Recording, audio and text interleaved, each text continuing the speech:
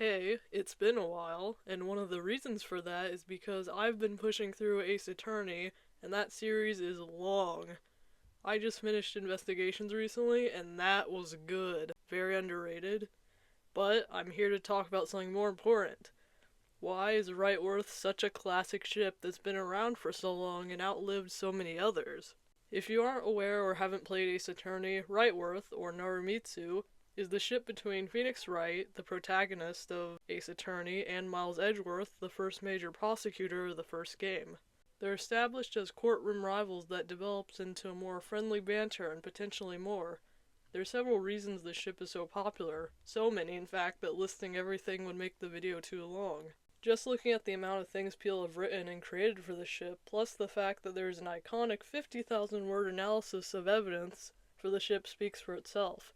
From iconic moments such as the unnecessary feelings scene, Phoenix quite literally pulling an Elle Woods and chasing a boy, and them basically being dads during the Apollo Justice trilogy, they have many games worth of relationship development. Let's go into the more detailed bits. WrightWorth has more going for it than just the tension of being rivals. It's the fact that they have a history, were childhood friends who grew apart and met years later, which adds extra flavor to the rivalry. How much Edgeworth has specifically changed since then. Phoenix doing so much and believing in Miles, and Miles being the brat that he is at the time, repressing his unnecessary feelings. Bratty/serious characters in denial is what I live for. Plus the dynamic of Sun and Moon and the overall fact that Phoenix saves Miles from his fate adds to this. Due to Miles' trauma from 1-4, internal guilt, and losing his original purpose in being a prosecutor, he leads Phoenix to believe he's dead, which causes the overall tone of Justice for All to be more melancholy, which you can definitely feel. There's a theme in the game that tests the character's resolves on why they're an attorney or why they're a prosecutor, and when Miles comes back, it's right when Phoenix is most divided. I like that Phoenix is angry and hurt at first, as he's already spent so long grieving for the man he based his whole career around. It's assumed Miles spent most of the time away to find his purpose and resolve again, but also possibly to come to terms with his unnecessary feelings for Phoenix Wright, and he makes that clear by being loyal and overall friendlier to Phoenix than he's ever been before, even when Phoenix understandably is pissed with him. Even the end scene with him feels like a double meaning, with Phoenix's dialogue being about how should I express to him how I feel, and giving him his sister's whip as a canonical answer, okay. Trials and Tribulation shows the younger iterations of Phoenix and Miles, affectionately named Feeny and Bratworth by the fans. They're often shipped despite it not lining up with the timeline, because that dynamic would be more chaotic and exaggerated form of their dynamic from the first game.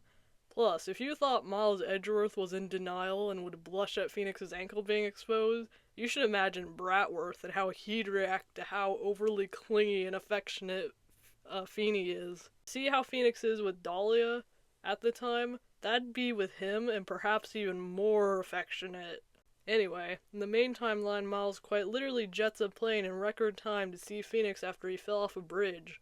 The infamous removed hospital scene has led to many fics about what transpires, but the idea is that he gives Miles magatama so he can tell when people lie.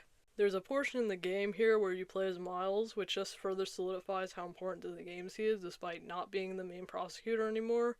If you present the wrong answer to Iris, she'll mention that he harbors a dark secret. He asks how she knows, and she says it takes one to know one, implying that his secret is his feelings for Phoenix, as she also likes him, and of course the iconic partner scene. The first Apollo Justice game doesn't have Miles, but it's revealed that he and Miles were studying overseas legal systems together, which could easily turn to a date. Both Investigations games treat Phoenix like Voldemort, but Miles mentions him a lot. Like a lot. He's always thinking of him. He brings his gay chessboard with him on the plane. He goes on these speeches about how that man, or a certain defense attorney, saved his life. He is as down bad as Phoenix is, which is saying a lot, considering this is the man who changed career paths for him.